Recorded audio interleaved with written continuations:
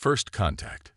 The starship Horizon cut silently through the inky void of deep space, its powerful engines propelling it further from Earth than any human vessel had ventured before. Captain Sarah Chen stood on the bridge, her dark eyes fixed on the main view screen as unfamiliar star patterns drifted by. "Status report, Lieutenant Walsh," she said, her voice steady despite the tension that had gripped the crew for weeks. The young officer tapped at his console. "All systems nominal, Captain. We're maintaining course and speed. Still no sign of the anomaly we detected." Chen nodded, her short black hair barely moving as she turned to face her crew. The bridge was a hive of activity, each station manned by the best and brightest Earth had to offer. This mission was humanity's first true step into the cosmos, a chance to prove they were ready to join the galactic community. "Keep scanning," she ordered. That energy signature was unlike anything in our database. "If there's intelligent life out here, I want to find it." As if in answer to her words, alarms suddenly blared across the bridge. Red warning lights bathed the crew in an eerie glow as they scrambled to identify the threat. "Unidentified object on an intercept course," Walsh shouted, his fingers flying over his console. It's massive, Captain. At least 3 times our size." Chen's heart raced, but her voice remained calm. On screen, maximum magnification. The view screen flickered, and a collective gasp rose from the crew. The object was unmistakably a spacecraft, but its design was utterly alien. Its hull was a shimmering, opalescent material that seemed to ripple and flow like liquid. Tendrils of energy crackled along its surface, and as they watched, the ship listed to one side, trailing a plume of glowing particles. "It's damage," Chen murmured, her analytical mind already assessing the situation. "Hail them on all frequencies." For long moments, there was no response. Then, without warning, a piercing shriek filled the bridge, causing several crew members to cry out in pain. Chen winced, but held up a hand for silence as the sound modulated, becoming a series of clicks and whistles. "Computer, analyze, and attempt translation," she ordered. The ship's AI worked furiously, correlating the alien sounds with known linguistic patterns. After what felt like an eternity, a halting, synthesized voice emerged from the speakers. "Danger. Help. Young ones. Failing systems." Chen's eyes widened. It was a distress call. "Helm, bring us alongside," she commanded. "Dr. Patel, prep med bay for possible casualties. Security team to the airlock." As the Horizon maneuvered closer to the alien vessel, Chen could see the extent of the damage. Vast sections of the hull were dark and lifeless, and what she had first taken for energy tendrils now looked more like desperate attempts to hold the ship together. "Captain," Walsh called out, his voice tight with concern. "I'm detecting severe radiation leaks from their power core. If it goes critical..." Chen didn't hesitate. "Transporter room, lock onto any life signs you can find and beam them directly to quarantine. We're going to save these people." The next few hours were a blur of activity. The Horizon's transporters, never designed for interspecies rescue, strained to lock onto the alien life forms. One by one, strange, ethereal beings materialized in the quarantine bay. They were vaguely humanoid, with translucent skin that pulsed with inner light, and delicate, gossamer-like appendages. Dr. Patel worked tirelessly, adapting the ship's medical equipment on the fly to treat injuries he could barely comprehend. The security team, led by the gruff but capable Commander Ortiz, maintained a wary watch, unsure if these beings posed a threat. As Chen oversaw the rescue operation, she couldn't shake the feeling that this moment would change the course of human history. They had dreamed of first contact for centuries, but nothing could have prepared them for the reality of it. The last of the aliens had just been beamed aboard when Walsh's panicked voice cut through the comms. "Captain, the alien ship's core is going critical. We need to get out of here now." "Helm, maximum thrust," Chen ordered. "Get us clear of the blast radius." The Horizon's engines roared to life, pushing the ship to its limits as it raced away from the doomed alien vessel. On the view screen, Chen watched as the beautiful, otherworldly craft shuddered one final time before exploding in a dazzling burst of light and energy. As the shockwave dissipated, an eerie silence fell over the bridge. Chen took a deep breath, steeling herself for what was to come. They had saved lives today, but at what cost? How would these aliens react to being rescued by a species they had never encountered before? And what dangers might they have brought aboard? "Status report," she said, her voice cutting through the tension. Walsh swallowed hard before responding. "We're clear of the debris field, Captain. Minor damage to our outer hull, but all critical systems are functioning. We have 23 alien life forms in quarantine. 23 souls," Chen thought. 23 representatives of an unknown civilization, now dependent on human kindness and ingenuity for their survival. The weight of responsibility settled heavily on her shoulders. "All right," she said, squaring her shoulders. "Let's go meet our guests."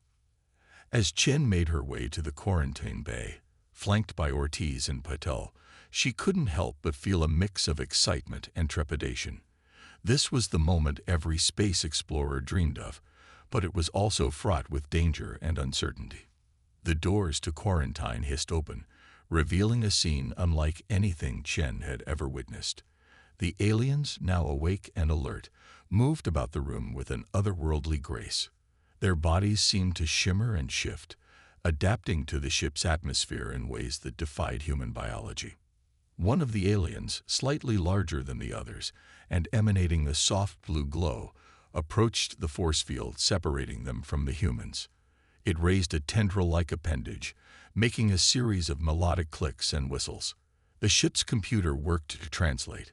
"We, grateful. You save, young ones. How? Possible." Chen stepped forward, her heart pounding but her voice steady. "I'm Captain Sarah Chen of the Earth Starship Horizon. We received your distress call and came to help. It's what we do." The alien's form rippled, and Chen could have sworn she saw confusion in its luminous eyes. "Help, strangers. No, benefit. Benefit," Chen echoed, a small smile playing at her lips. "The benefit is in preserving life, in reaching out to those in need. It's a fundamental part of who we are as humans." The alien was silent for a long moment, its body pulsing with what might have been deep thought. Finally, it spoke again, the translation becoming clearer as the computer adapted. "We are Lumini. Our ship, our home. Gone. What now becomes of us?" Chen looked at the beings before her, so different and yet so vulnerable. In that moment, she knew that the true test of humanity's readiness for the stars was just beginning. "Now," she said, her voice filled with determination, "we figure this out together. You're safe here, and we'll do everything in our power to help you. That's a promise." As the words left her lips, Chen realized the enormity of what she was committing to. The horizon, meant for exploration, was now a lifeboat for a dying species. The journey ahead would be fraught with challenges, cultural misunderstandings, and unforeseen dangers. But as she looked at her crew, standing tall and ready beside her, and at the grateful, bewildered aliens before them, Chen felt a surge of pride and hope. This, she thought, was what it meant to be human, to reach out across the stars and make a difference. The adventure was only just beginning. Cultural clash. The days following the rescue were a whirlwind of activity aboard the Horizon. Captain Chen had ordered the ship to maintain its current position while they assessed their new passengers and determined the best course of action. The Lumini, as they called themselves, were a constant source of fascination and frustration for the human crew. Dr. Petal stood in the makeshift chronobiology lab, surrounded by holographic displays of Lumini physiology. He rubbed his tired eyes, marveling at the complexity of their biology. "It's remarkable, Captain," he said as Chen entered the lab. "Their bodies are in a constant state of flux, adapting to their environment in real time. It's like nothing we've ever seen." Chen nodded, Her brow furrowed in concentration. What about communication? Have we made any progress? Some, Paddle replied, pulling up a new display. Their language is based on bioluminescent pulses as much as sound. Lieutenant Rise in linguistics is working on a more sophisticated translation algorithm, but it's slow going. As if on cue, the ship's intercom crackled to life. Captain Chen to the mess hall. Urgent, came Commander Ortiz's strained voice. Chen and Paddle exchanged worried glances before hurrying out of the lab. When they arrived at the mess hall, they found a scene of chaos. Several luminae were floating near the ceiling, their bodies pulsing with agitated patterns of light. Crew members stood back, looks of confusion and alarm on their faces. In the center of it all stood Commander Ortiz, his normally unflappable demeanor clearly shaken. "Captain," he said as Chen approached, "we've got a situation. We tried to introduce the luminae to human food. And, well," Chen looked up at the distressed aliens, then back to Ortiz. "What happened?" "They seemed curious at first," Ortiz explained. "But when they tried to consume the food, they had some kind of violent reaction. Now they won't come down, and we can't understand what they're saying." Chen took a deep breath, centering herself. This was exactly the kind of cultural misunderstanding she had feared. "Doctor," she said, turning to Patel, "can you determine if they're in any medical danger?" Patel ran a quick scan with his medical tricorder. "No immediate threat, Captain, but their biochemistry is severely agitated. Whatever was in that food, their bodies perceived it as toxic." Chen nodded, then stepped forward. Looking up at the luminae, she spoke slowly and clearly, hoping the ship's translators could convey her meaning. "We apologize for the distress we've caused. We meant no harm. Please, come down so we can help you." The luminae's agitated pulsing slowed somewhat, and one of them, the same larger blue-glowing individual from before, descended to eye level with Chen. Its melodic voice came through the translator. "Poison. You give poison." "No, no poison," Chen said emphatically. "Our foods are simply incompatible with your biology. We didn't know. We're still learning about you, just as you're learning about us." The luminae's form shimmered, a cascade of colors rippling through its body. Learning. Dangerous. How trust? Chen felt the weight of the moment. The fragile trust between their species hung in the balance. She made a decision and stepped forward, placing her hand on her chest. "My name is Sarah. I promise you, on my life, and the lives of my crew, that we mean you no harm. We will find a way to nourish you safely." The luminae watched her intently, its luminous eyes unblinking. Slowly, it extended a tendril-like appendage, mimicking Chen's gesture. "I, Zorik, leader of saved ones. We, try trust." As the tension in the room eased, Chen turned to her crew. "All right, I want all replicators reprogrammed. Nothing gets served to our guests without thorough molecular analysis and approval from Dr. Patel." Over the next few weeks, life aboard the Horizon settled into an uneasy rhythm. The human crew worked tirelessly to accommodate their alien guests, while the luminae struggled to adapt to the confines of a human vessel. Cultural misunderstandings were a daily occurrence. The luminae's concept of personal space was vastly different from humans, leading to numerous awkward encounters in the ship's corridors. Their bioluminescent communication often interfered with the ship's sensors, causing false alarms and system glitches. But there were moments of connection too. Lieutenant Rise made a breakthrough in the translation algorithms, allowing for more nuanced conversation. The luminae shared stories of their home world, a gas giant with floating cities suspended in its turbulent atmosphere. In turn, the humans spoke of Earth's diverse ecosystems and the long journey that had brought them to the stars. One evening, as Chen sat in her ready room reviewing reports, her door chimed. "Enter," she called, looking up to see Zorik float in, its body glowing softly in the dim light. "Captain Sarah," Zorik said, its voice a mixture of clicks and whistles underpinning the translation. I have concern." Chen set aside her datapad, giving Zorik her full attention. "What's troubling you, Zorik?" The Luminae's form rippled, colors shifting in what Chen had come to recognize as discomfort. "Your kind. So different. Hard edges, fixed shape. Yet, you risk for us. Why?" Chen leaned back in her chair, considering her words carefully. "Zorik, humans have a long history of exploration and discovery. But we've learned that the most important discoveries aren't always about places or things. They're about people, different cultures, different ways of thinking." She stood, moving to the viewport where stars streaked by. "When we set out on this mission, we hope to find new life, to expand our understanding of the universe. But more than that, we hope to forge connections, to show that despite our differences, there's a common thread that binds all sentient life." Zorik floated closer, its luminescence pulsing thoughtfully. "Common thread, not see. We flow, adapt. You remain." Chen smiled. "That's where you're wrong, Zorik. We may look fixed to you, but humans are constantly changing, adapting in our own way. Every encounter, every challenge changes us.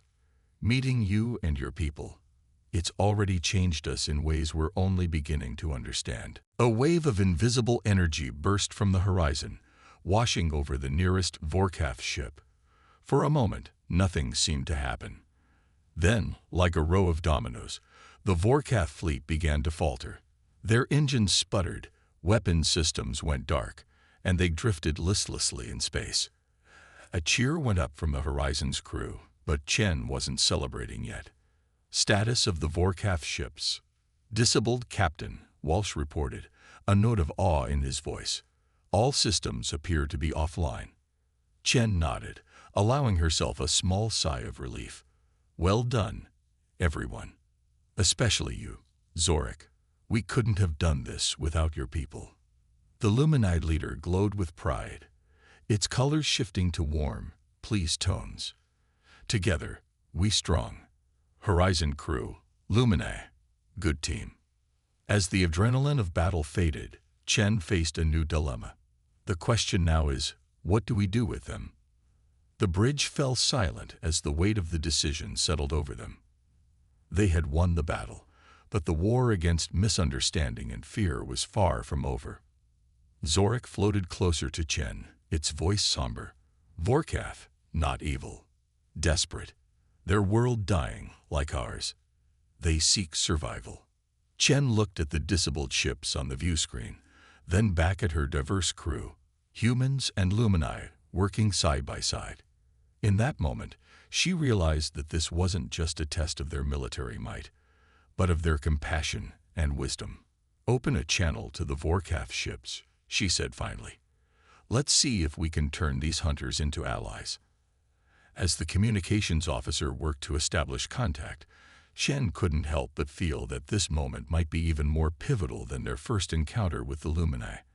They had an opportunity not just to explore the stars, but to forge a new understanding between vastly different species. The view screen flickered, and a harsh, angular face appeared. The Vorkath leader. Its eyes gleamed with a mixture of fury and fear. Chen took a deep breath. "I am Captain Sarah Chen of the Earth Starship Horizon. We have disabled your vessels, but we do not wish to destroy you. We propose a dialogue."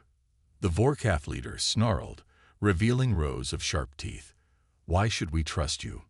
You have beaten us." "Because," Chen said, her voice firm but compassionate, "we understand desperation.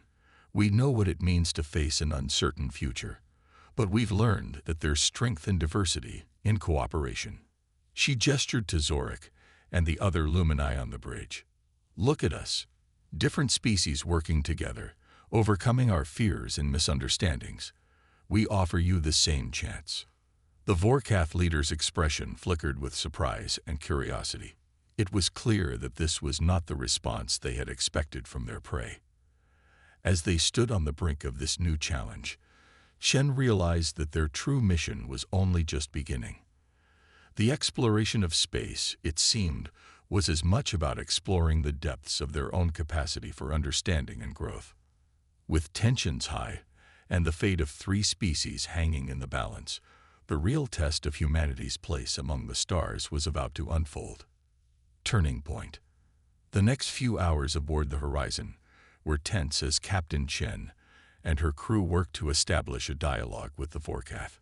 The ship's conference room had been hastily adapted to accommodate the physiology of all 3 species: humans, Lumini, and the newly arrived Vorkath. Chen sat at the head of the table, flanked by Zorik and her senior staff. Across from them, the Vorkath leader, who had introduced himself as Krazak, sat with 2 of his lieutenants. Their angular bodies were rigid with suspicion, clawed hands resting on the table in plain sight, a gesture of reluctant peace. "Let me be clear," Chen began, her voice steady and diplomatic. "We have no quarrel with your people, Krazak. Our goal is exploration and peaceful contact with other species, but we will defend ourselves and our allies if threatened." Krazak's yellow eyes narrowed. "Pretty words, human, but actions speak louder. You disabled our ships, left us vulnerable. And yet here you sit," Chen countered, "not in a break, but at a conference table. We could have destroyed your vessels, but instead, we offer cooperation." Zorik's form pulsed with soft, calming lights. "Vorkath hunters, yes, but not only hunters. Builders too, survivors. Like Lumini, like humans. All seek place in stars." Krazak turned his fierce gaze to the Lumini. "You vouch for these humans, after they interfered with our hunt." "Interfered with your attack, you mean?"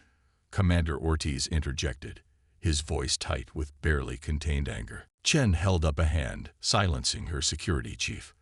"What my officer means is that we have a different perspective on your actions. From our point of view, you were attacking innocent refugees and a peaceful exploration vessel." The Vorkath leader's mandibles clicked in agitation. "Innocent, peaceful. The galaxy is harsh, unforgiving. We take what we need to survive. It is our way. And how has that worked for you so far?" Chen asked, leaning forward. "You said your world is dying, constantly fighting, scavenging. Is that really a sustainable way to ensure your species' survival?"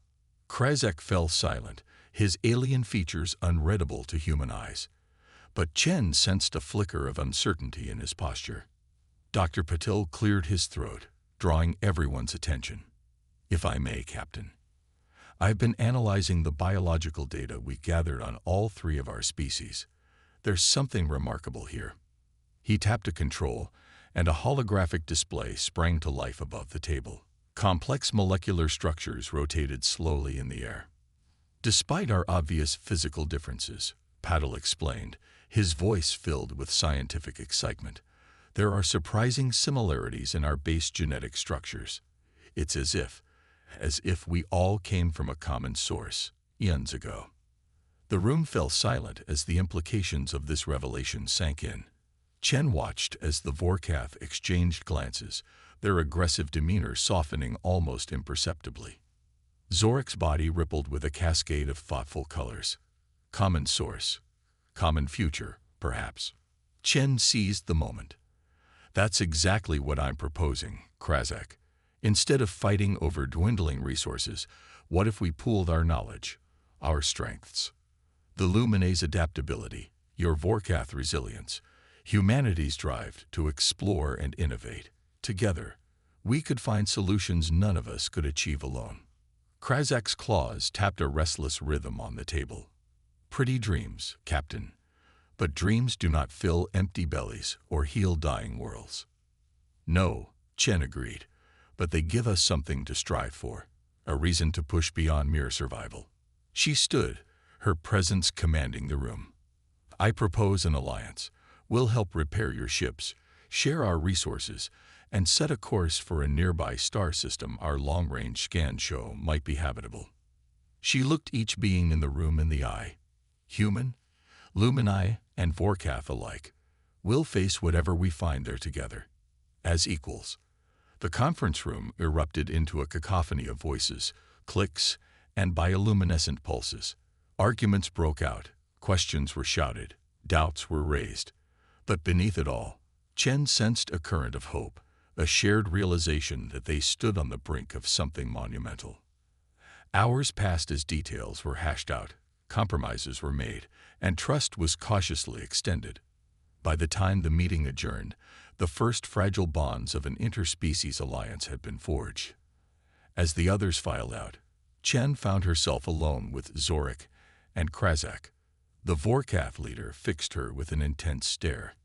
"You take great risk, human," he growled softly. "How do you know we won't turn on you the moment our ships are repaired?" Chen met his gaze unflinchingly. "I don't, but I choose to have faith in the basic decency that I believe exists in all sentient beings and in the strength we can find in our diversity." Krazak held her gaze for a long moment, then inclined his head in what Chen took to be a gesture of respect. Without another word, he left the conference room. Zorik's form shimmered with what Chen had come to recognize as amusement. Curious creatures, humans, so fragile, yet so bold. Chen allowed herself a tired smile. "We're full of surprises.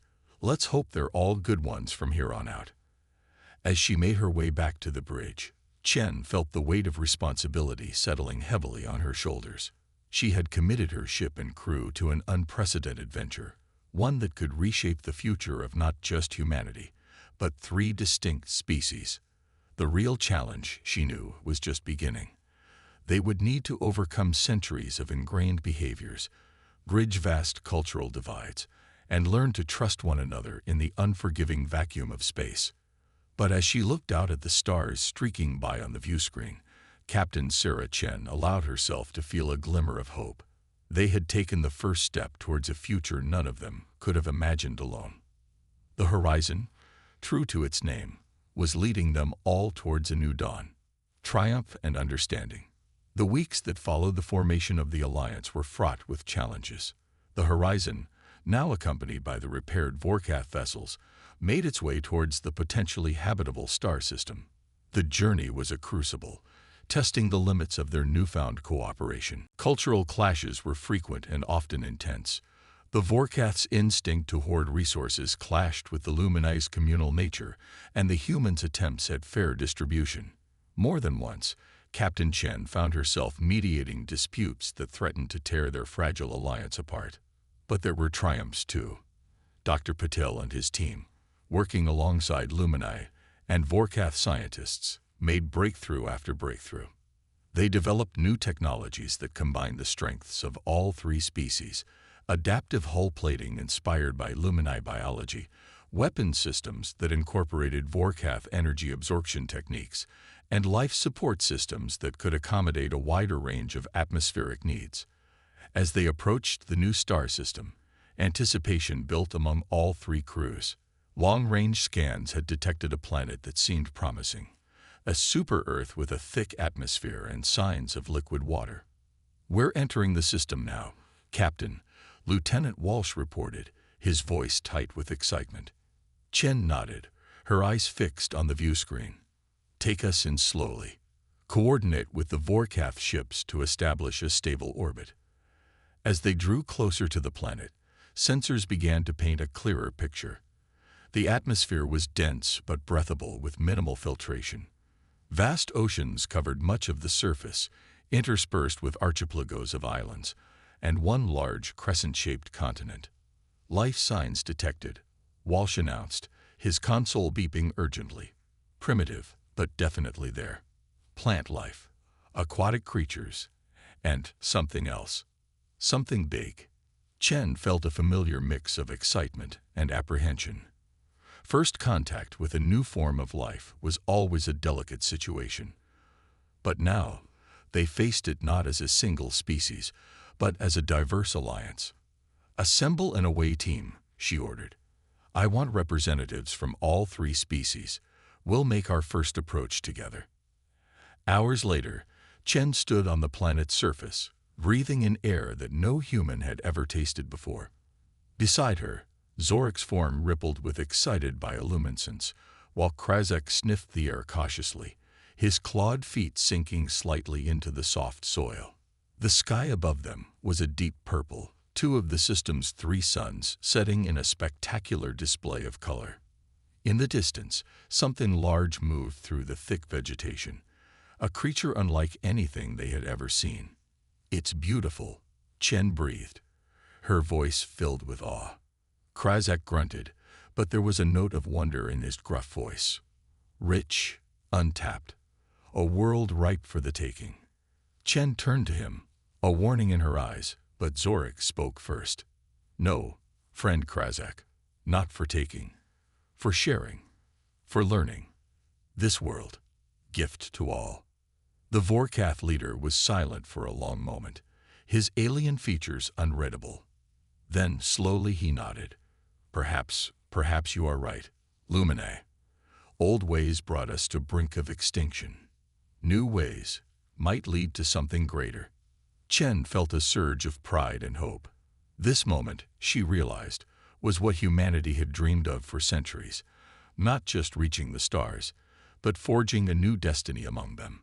As the exploration team spread out, each member bringing their unique skills and perspectives to the task of understanding this new world, Chen activated her communicator.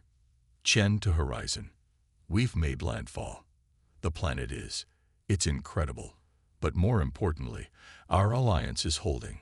We're working together, learning from each other. I think we might just have a real future here." She paused, looking out over the alien landscape and the diverse group of beings she now called not just allies, but friends.